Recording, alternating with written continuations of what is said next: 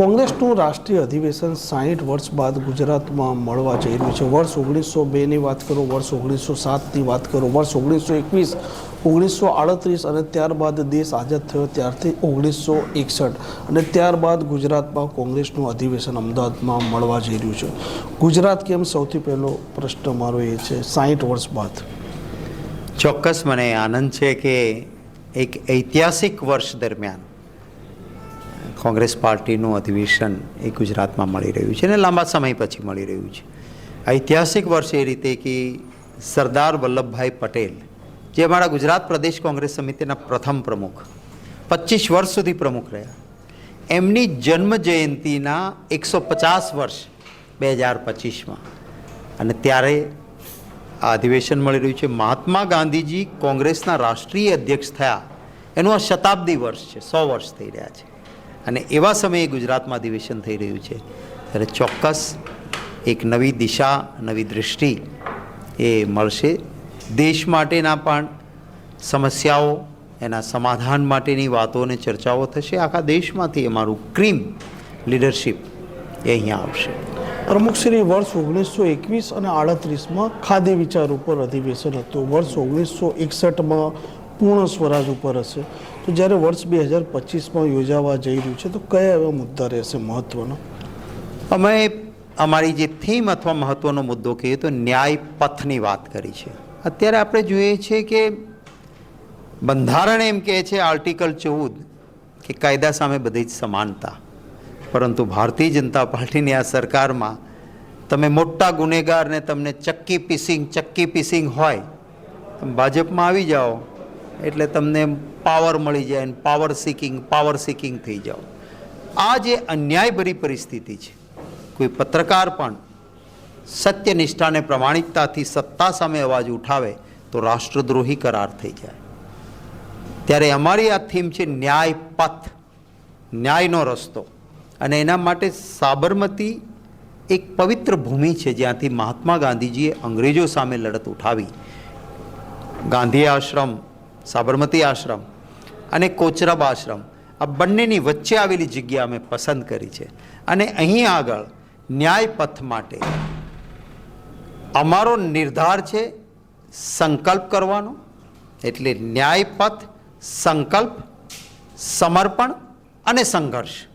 એટલે એક સંકલ્પ કરીશું ન્યાય પથ માટે, પોતાની જાતને સમર્પિત કરીશું અને સંઘર્ષ માટેની તૈયારી રાખીશું. આ ભાવના સાથે આ અમારું અધિવેશન છે એ દલ કે હિત સે ઉપર દેશ કા હિત, આજે રાષ્ટ્રના હિત માટેની એક ચર્ચાઓ અને વિઝન આવશે. ગુજરાત માટેનું પણ એક પ્રસ્તાવ આવશે. પ્રમુખશ્રી, ભાજપ છે તે મીડિયા મેનેજમેન્ટમાં મહત્ત્વનું માનવામાં આવી રહ્યું છે. તમારા રાષ્ટ્રીય નેતા ગુજરાતમાં આવી રહ્યા છે. 30 વર્ષથી ભાજપ ગુજરાતમાં રાજ કરી રહ્યું છે અને એક સતત ચર્ચા છે કે ભાઈ જ્યારે રાહુલ ગાંધી ગુજરાતના પ્રવાસે આવે એ સમયે સંભવિત છે કે કેબિનેટનું વિસ્તરણ કરી પોતે હાઈલાઇટ બની શકે અને કોંગ્રેસને ક્યાંક ને ક્યાંક ચર્ચામાંથી ઘટાડવાનો પ્રયાસ કરી શકે. રાજકીય રીતે એમને જે કરવું હોય તે કરે. આખરે લોકશાહીમાં જનતા જનાર્દન છે અને હવે તો તમે જેમ નવજીવનમાં ચલાવો છો એમ સમય પલટાયો છે. કોઈ 1-2 ટીવી ચેનલ કે 1-2 છાપાઓ આધારિત નથી. સત્ય પ્રકાશિત કરવા માટેના પ્લેટફોર્મ્સ, યુટ્યુબ, સોશિયલ મીડિયા, ઘણું બધું આવી ગયું છે. એટલે અમારી વાતને એવી રીતે રોકી નહીં શકાય અને આખરે દર્શક અને વાંચક એ પણ હવે સમજ્યું છે. એટલે કદાચ આજકાલ તમે જોશો તો પરિવર્તિત સમયમાં લોકો ટીવી કે છાપા કરતાં મોબાઈલ પરના સમાચારો, પછી એ સોશિયલ મીડિયાના હશે કે યુટ્યુબ પરના હશે, એ વધારે જોતા થયા છે. એટલે વાતને રોકી શકવાનો પ્રયત્ન કોઈ પણ કરે તો રોકી નહીં શકાય. પ્રમુખશ્રી, થોડાક સમય પહેલાં વિપક્ષના નેતા રાહુલ ગાંધી ગુજરાતના પ્રવાસે હતા. તે સમયે તેમણે ગુજરાત કોંગ્રેસને લઈને પણ નિવેદન આપ્યું હતું કે 30 હોય કે 40 વ્યક્તિઓ જે ભારતીય જનતા પાર્ટી સાથે સાંઠગાંઠ કરતા હોય, ધંધાકીય સંબંધ હોય, તો એના વિરુદ્ધ કાર્યવાહી થવી જોઈએ. ચોક્કસ, અને એટલા માટે અમે અમારા જિલ્લા કોંગ્રેસ પ્રમુખોને પણ એમ્પાવર્ડ કર્યા છે. એમને સત્તા આપી છે કે તમે જુઓ, જ્યાં પણ એવું લાગે કે આ ઘરમાં રહીને ઘરને નુકસાન કરે છે, કહેવાય છે ને ઘર કા ભેદી લંકા ઢાએ, અને રવાના કરો. પરંતુ અમારા બંધારણમાં પ્રિન્સિપલ ઓફ નેચરલ જસ્ટિસ, કુદરતી ન્યાયના સિદ્ધાંતના પાલનની વાત છે. તો કોઈ વસ્તુ આવી હોય તો એને ચકાસો, સામાન્ય ખુલાસો કરવાની તક આપો, અને લાગે કે આમાંથી નુકસાન કરવાનું કામ કરી રહ્યા છે. હા, પાર્ટીમાં હું આજે પ્રદેશ પ્રમુખ છું, મારી કોઈ બાબત ન ગમે તો મારા વિરુદ્ધ રાષ્ટ્રીય પ્રમુખને કે રાષ્ટ્રીય નેતૃત્વને ફરિયાદ કરવાનો, અમારા પ્રભારી આવે તો એની પાસે ફરિયાદ કરવાનો નાનામાં નાના કાર્યકરને અધિકાર છે. પણ કોઈ સોશિયલ મીડિયામાં એટલા માટે મૂકે કે જેથી આ વાત ચાલ્યા કરે ને ભાજપને ફાયદો થાય ને કોંગ્રેસ બદનામ થાય, આવો ધંધો કરતો હોય તો એ ભાજપનો મળતિયો કહેવાય. એને તરત જ બંધારણીય પ્રક્રિયા કરીને પક્ષમાંથી દૂર કરવો જોઈએ. આપ કહી રહ્યા છો કે ભાઈ પ્રક્રિયા કરીને દૂર કરવો જોઈએ. ગુજરાત વિધાનસભામાં કોંગ્રેસના 12 ધારાસભ્ય છે. અમરેલીના મુદ્દે કોંગ્રેસે સતત ગ્રાઉન્ડ પર અવાજ ઉઠાવ્યો, પરંતુ જ્યારે અમરેલીનો મુદ્દો પ્રશ્નોત્તરીમાં ગૃહમાં લેવામાં આવ્યો હતો તે જ સમયે કોંગ્રેસના ધારાસભ્યો ગેરહાજર હતા. તમને ખ્યાલ હશે કે પાર્લામેન્ટમાં પણ અમરેલીના મુદ્દે, પાયલ ગોટીના મુદ્દે હું રાજ્યસભામાં પણ બોલ્યો છું. અહીંયા પણ અમારા મિત્રોએ વિધાનસભામાં પણ એ દિવસે કોઈ એમના કારણો હશે, રાહુલ ગાંધીજી પણ એ દિવસે અહીંયા આવવાના હતા, હાજરી આપવાનું છે. બાકી વિધાનસભામાં પણ અમારા ધારાસભ્યોએ અમરેલીનો મુદ્દો ફરી મોકો મળ્યો ત્યારે પણ ઉઠાવ્યો હતો. રાજ્યસભામાં તો હું વિસ્તારથી એના માટે બોલેલો હતો, તમે એ સાંભળ્યું પણ હશે. અને આવી કોઈ નાની ક્ષુલ્ક બાબતોમાં સેટિંગ છે એમ માની લેવાને કારણ નથી. અચ્છા, આપ એવું માનો છો કે જે સિનિયર લીડરો હોય તે ક્યાંક ને ક્યાંક ભારતીય જનતા પાર્ટીની રણનીતિને ડિફેન્સ કરવામાં કાચા પડી રહ્યા છે, કે પછી એ લોકો એક લાંબા સમયથી ગુજરાતમાં પણ રાજનીતિ કરી રહ્યા છે તો ભાજપના નેતાઓ સાથે તેમની ગોઠવણ હોય અને રાહુલ ગાંધીના ઈશારામાં તે વાત પણ કોઈ આવતી હોય? રાહુલ ગાંધીજી અહીંયા કાર્યકરોને મળ્યા, તાલુકા કોંગ્રેસના પ્રમુખોને મળ્યા, જિલ્લા કોંગ્રેસના પ્રમુખો સાથે સંવાદ કર્યો. એમાંથી કેટલોક એમને ફીડબેક આવ્યો હતો, એ એમણે કાર્યકર્તાઓની મિટિંગમાં જ એમણે વાત કરી.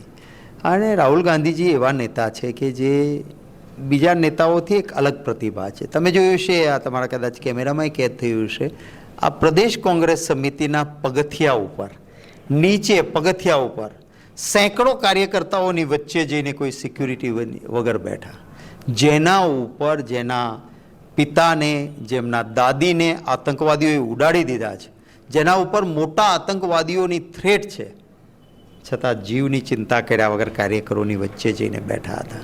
રાહુલ ગાંધીજી સારું બોલવા ટેવાયેલા જ નથી, એમને સાચું લાગે એ બોલવા ટેવાયેલા છે.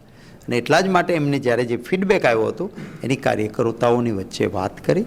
અને ભૂતકાળમાં કેટલીક ઘટનાઓ બની છે કે જેને ઝીરોમાંથી હીરો બનાવ્યા હોય કોંગ્રેસ પાર્ટીએ. એ કોઈના કોઈ એમના કારણો હશે, એ કોંગ્રેસ છોડીને ગયા, અને ગયા પછી એમની હાલત પણ ત્યાં કેવી થઈ છે ઘણા બધા નેતાઓની તમે જુઓ છો. એટલે ચાલે છે. ભારતીય જનતા પાર્ટીને મુબારક. એમના કેડર બેઝ કહેવાતી ભારતીય જનતા પાર્ટીના કાર્યકર્તાઓના જે આજે હાલત થઈ છે, એ તો એ જ સમજી શકે પહેલાં ચોરની માં કોઠીમાં મોઢું નાખીને રડે આવી સ્થિતિમાં જીવે છે. આવનારા સમયમાં ડિસેમ્બર આસપાસ કે જાન્યુઆરીમાં નગરપાલિકા છે, જિલ્લા પંચાયતની ચૂંટણી આવી રહી છે. ગુજરાતમાં પણ 2 પેટા ચૂંટણી યોજાઈ શકે તેમ છે વિધાનસભાની. અને આવી સ્થિતિમાં જે પ્રકારે રાષ્ટ્રીય તમારી અહીંયા બેઠક મળવા જઈ રહી છે, તો કોંગ્રેસ જે દાવો એ કરે છે કે ભાઈ પેપર પર દરેક જગ્યાએ અમારું સંગઠન છે, પણ ગ્રાઉન્ડ લેવલે અને ખાસ કરીને જે કોંગ્રેસની વોટ બેંક છે એવા વિસ્તારોમાં દેખાઈ નથી રહી વાસ્તવિકતા. ચોક્કસ હું માનું છું, જો અમારું સંગઠન ગ્રાસ રૂટ પર જે કરવું જોઈએ એમાં ક્યાંક અમે ઊણા છીએ, જેને મજબૂત કરવા માટેનો સખત પ્રયત્ન ચાલે છે. હું આભાર માનીશ અમારા કાર્યકર્તાઓ ગ્રાસ રૂટના સંગઠન માટે આજે મહેનત કરી રહ્યા છે. આવતા દિવસે અમારો એ જ પ્રયત્ન રહેવાનો, અને મને વિશ્વાસ છે કે એક સંગઠનની અમારી રૂપરેખા મજબૂત ગ્રાસ રૂટ સુધી પર થશે, એનો ફાયદો પણ જરૂર મળશે. જે જરૂરથી આપણા સાથે જોડાયા હતા રાજ્યસભાના સાંસદ અને ગુજરાત કોંગ્રેસના પ્રદેશ પ્રમુખ શક્તિસિંહ ગોહિલ. જે પ્રકારે આવનારા દિવસોમાં ગુજરાતમાં એક રાષ્ટ્રીય લેવલની બેઠક મળવા જઈ રહી છે, અલગ અલગ મુદ્દે ચર્ચા થવા જઈ રહી છે, અને દરેકની નજર આ બેઠક પર છે. હવે જોવાનું તે રહેશે કે આવનારા દિવસોમાં ગુજરાત કોંગ્રેસમાં કયા પ્રકારના ફેરફાર થાય છે અને રાષ્ટ્રીય લેવલે પણ કયા કયા મુદ્દાઓની ચર્ચા થાય છે. કેમેરામેન મિલન ઠક્કર સાથે તોફિક ગાંચી, નવજીવન ન્યૂઝ, અમદાવાદ. વૈષ્ણવજન તો તેને કહીએ જે